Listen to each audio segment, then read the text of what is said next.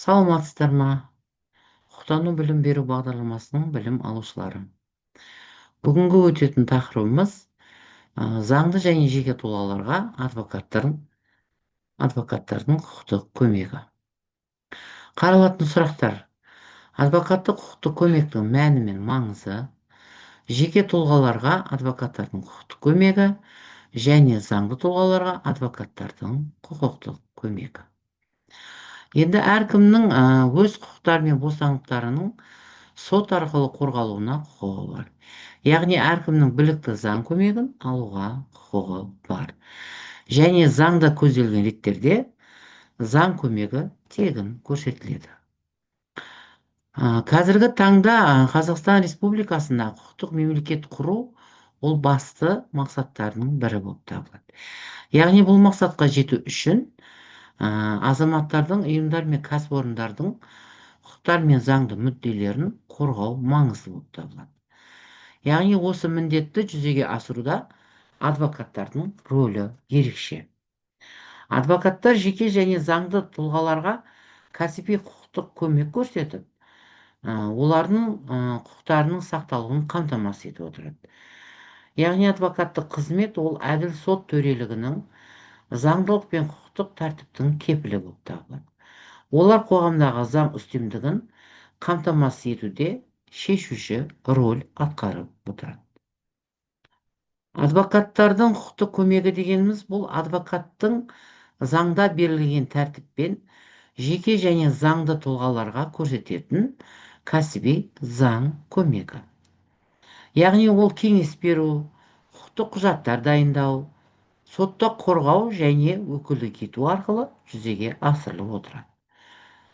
Бұл қызметтің негізгі мақсаты ол азаматтардың құқықтық қатынастарда өз мүдделерін қорғауға деген конституциялық құқығын жүзеге асыру болып табылады.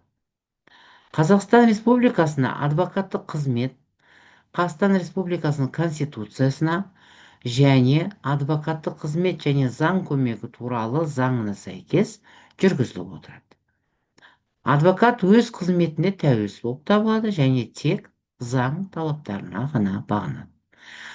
Ол өз іс-әрекетінде кез келген мемлекеттік органдардан немесе лауазымды тұлғалардан тәуелсіз болып, тек клиенттің мүддесін қорғайды. Адвокаттың кәсіби этикасы мен құпиялылық қағидаттары оның осы өзінің жұмысының ажырамас бөлігі болып табылады. Енді адвокаттық көмектің маңызы ол, яғни құқықтарды қорғау. Адвокаттық көмектің басты маңызы ол адвокаттық құқықтары мен бостандықтарын қорғау. Яғни адвокаттар заңсыз қудалаудың, негіз айыптаудың алдын алады және әр адамның әділ сотқа қол жеткізуіне мүмкіндік береді.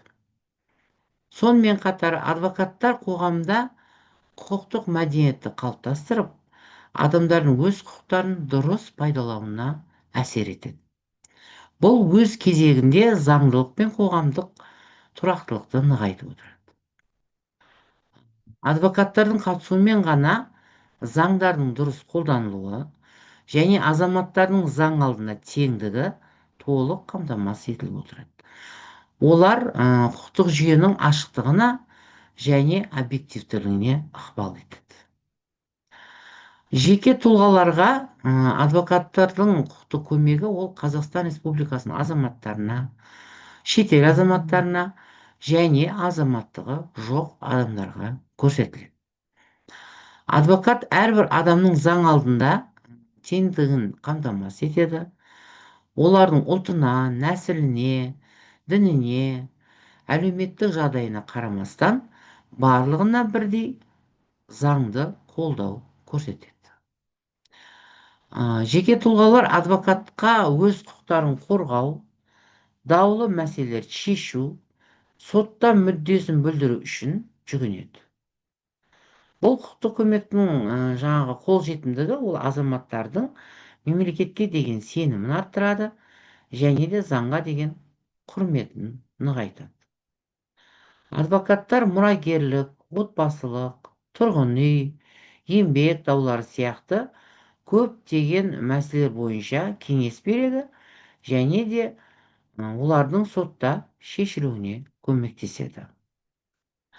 Енді қылмыстық істердегі адвокаттың рөлі, яғни құқықтарды қорғау, яғни қылмыстық іс жүргізу барысында адвокат қорғаушы ретінде күдіктінің, айыпталушының немесе сотталушының құқықтарын қорғайды. Ол тергеу әрекеттеріне қатысып, заңдылықтың сақталуын қадағалап отырады. Адвокат адамның бостандығы мен абыройын қорғауда ол аса маңызды рөл атқаруда. Адвокат дәлелдемелер жинауға көмектеседі, куәгерлермен сөйлеседі, сараптамалар тағайындауға ықпал етеді және де заңсыз әрекеттерге шағым жасауды. Ол сотқа дейінгі және сот процесі барысында клиенттің мүддесін білдіреді. Адвокат сотта қорғау сөзін сөйлейді, сот ісінің объективті және әділ өтуін қадағалайды. Оның мақсаты, яғни клиенттің кінәсіздігін дәлелдеу немесе жазаны жеңілдетуге ықпал ету. Азаматтық және әкімшілік істер бойынша адвокаттың көмек көрсету. Яғни адвокаттар алимент өндіру, ажырасу, балаларды тәрбиелеуге қатысты дауларды шешуге көмектеседі. Олар клиенттің отбасылық құқықтары мен мүдделерін қорғайды. Және мұраға қалдыру, мұраны қабылдау, немесе бас тарту, мұрагерлер арасындағы дауларды шешу бойынша кеңес беріп отырады және де сотта өкілдік етеді. Еңбек шартының бұзылуы, жұмыстан заңсыз босату, жалақы төлемеу сияқты істерде қызметкерлердің немесе жұмыс берушілердің құқықтарын қорғайды.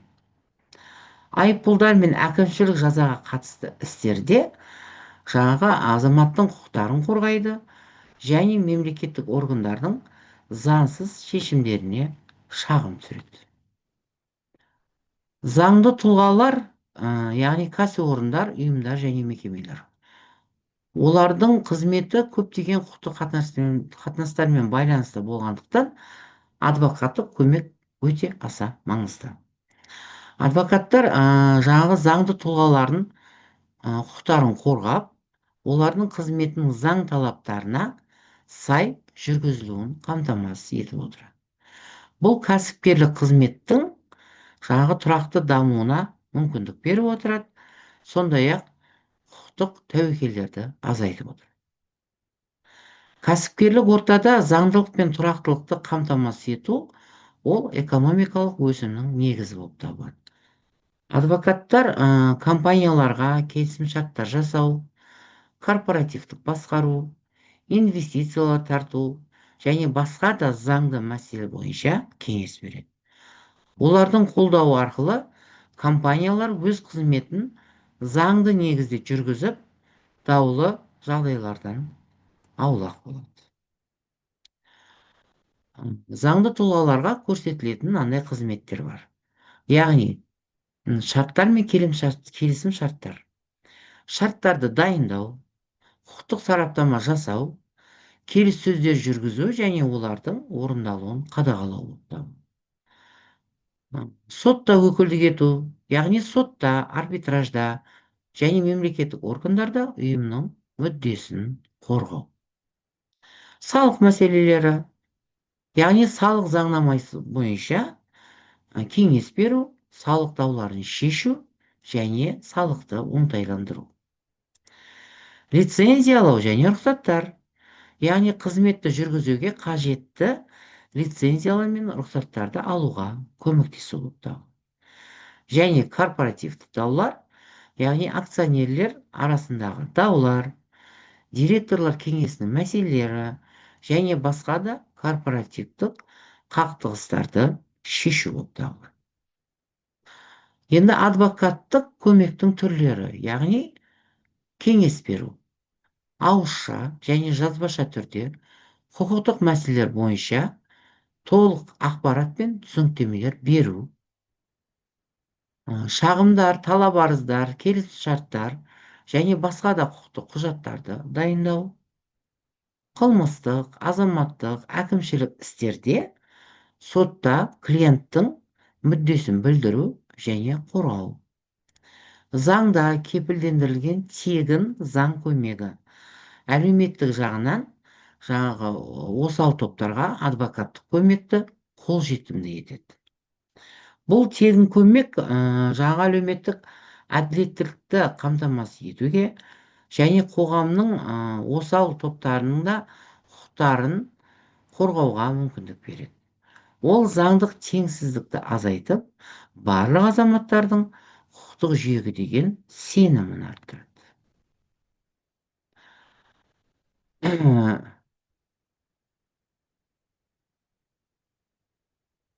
Сенімін арттырады. Яғни ә, мемлекет атынан қандай адамдарға берілетін жаңағы қорғау қызметі. Яғни ұлы отан соғыс қатысушылар және оларға теңестірілген мүгедектерге, зейнеткерлер, мемлекеттік кепілдік берген заң көмегі қаралады. Яғни алимент өндіріп алу мәселелері бойынша жеке тұлғаларға, оралмандарға, шетелдік және азаматтығы жоқ адамдарға, ата-аналарының қамқорлығынсыз қалған кәмелетке толмаған тұлғаларға.